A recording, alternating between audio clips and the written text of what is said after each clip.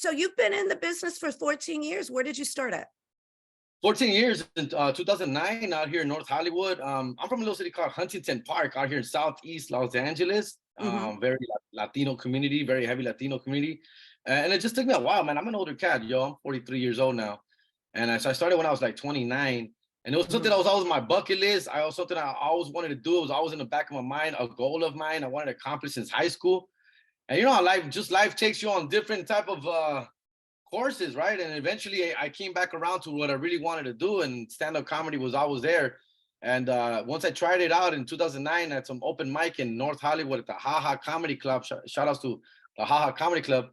I just got addicted from there, and I started. It just snowballed from there. It is snowballed after that. I used to live right there in North Hollywood. Oh, Right by across. Lancashire, what? Yeah, right Victor? there. Yeah, Lancashire and Magnolia. I lived there for like 10 years, like around that area, different apartments and stuff like that. So I'm very familiar with haha. So because I Yeah. would always walk, but Comedy Store was my favorite spot to go to.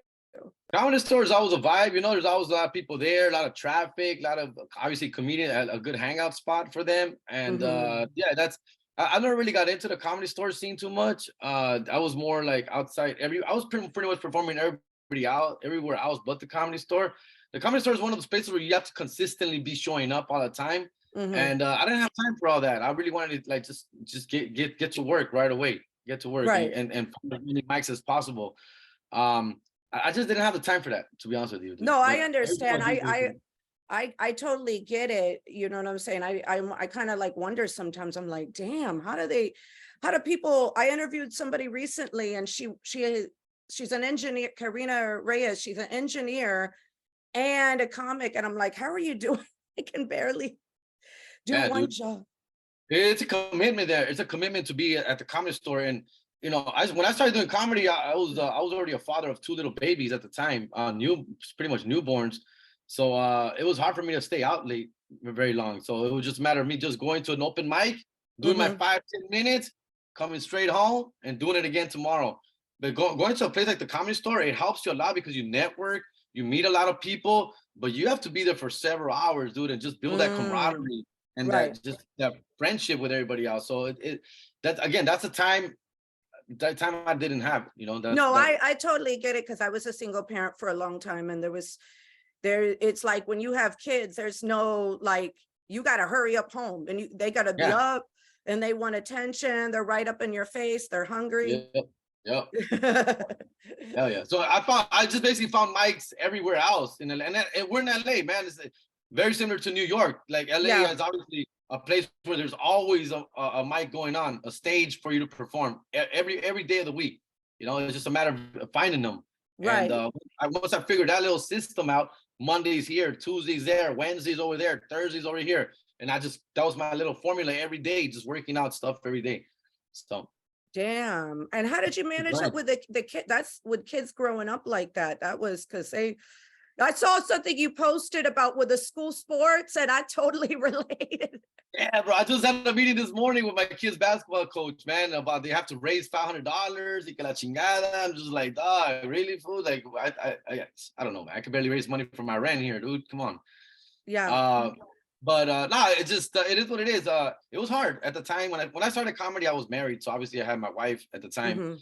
That fizzled off as the time went on. But Right. when I first started, you have that support at home, and then things kind of like don't work out like you want them to. But yeah, at first when my kids were little and I started doing comedy, it was hard, dude. It was hard. It was straining for the relationship and for everything, dude. But now you figure it out, man. You figure it out, right?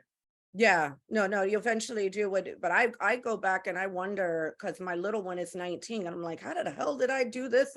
Me How did too, I dude. handle, how did I handle all of this? Yeah, man. And But then it's all worth it, man. You got basically for me, man. My mindset was, and if for anybody who's listening who wants to be a comedian or is trying it out, my mindset was always like, you got to make every trip count, right? Every time you go out and you get out there and try and perform it or get on stage, you got to make it count. Obviously, you're yeah. gonna have some bad nights. You're gonna bomb. You're gonna have some rough nights on stage. But as long as you learn from it and you take something out of that bad set, that's what keeps you going. It's like I would have bad sets, I would have bad nights, and I would leave that place saying, okay, I messed up here, I messed up there, I should have said this, I shouldn't have said that. You learn. What happens with a lot of these new comedians is that they keep making the same mistakes every time they go back on stage. Like they go back at the same mistakes. They said that they say the same dumb joke, the same dumb like everything, and they don't learn from their mistakes. You have to learn from your mistakes and make every outing count, dude. That's how I saw it. Yeah, no, you do have to learn from, sit back and what did I do wrong? And then the next day not repeat it. What would you say be the formula for any new comic to be successful? The formula is just consistency. For me, it was always consistency, dude. I mean, a lot of young comics or new comedians, they take, me at the time as well. They take long breaks, and when you take long breaks, it's like you're starting all over every time you come back. You're not progressing in any way. So consistency is a mark, dude. And once you figure out that this is for you, then you have to be even more consistent to your craft. Once you figure out this may not be for you because it's not for everybody, then yeah, then just have fun with it. Hit up a mic every once a week or whatever. Enjoy that time.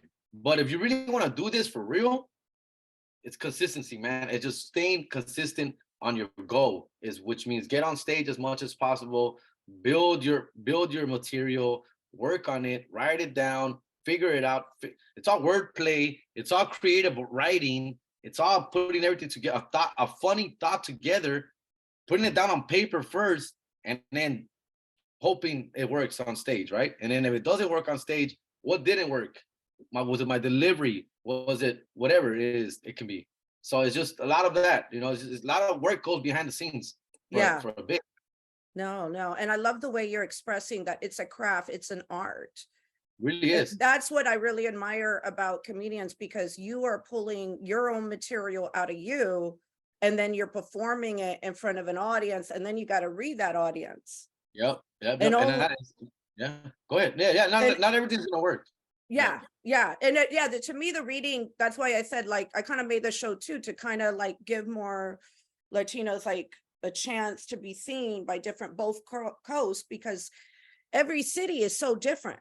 They're not, every city's, you know what I mean, different material. And when you travel, I've noticed, I'm not going to say what cities they get cocky in as comedians, but certain cities, comedians will be a little bit cocky, and then they don't change the material when they go to a different. Yeah. So now you always have to be growing and be aware of your environment, of where you're at. For me, I'm after 14 years, I've kind of figured out what works, what doesn't work, where and when. I do all types of audiences now, man. I'll do TV clean, I'll do church clean, I'll do filthy, dirty night shows. I'll do everything, dude. I don't have to cuss. Right. I can cuss if I want, and it's just like tomorrow night. Tonight, Sunday night, I'm doing chocolate Sundays out here in the Laugh Factory in Hollywood. Oh, I used to go to that every Sunday. I love that show. It's one of my favorite shows, man. And I'm one of the few Latinos who consistently does that show because I'm able to like really just relate and just embrace everything around it, right? It's a very ethnic show, but it's a lot of fun, man. The energy is amazing. Yeah, no, I used to love going to that one every Sunday. I've seen so many people there.